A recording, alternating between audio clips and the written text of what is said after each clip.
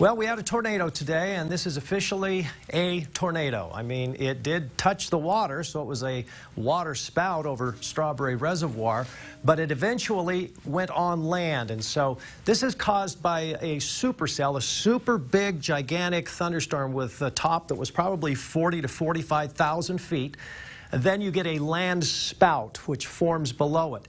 Not a classic tornado, but it's still a tornado nevertheless, a land spout tornado, probably EF1 or EF0, still plenty of wind in there to cause destruction, but no one was hurt, and we had no damage. That's the good news. Time lapse.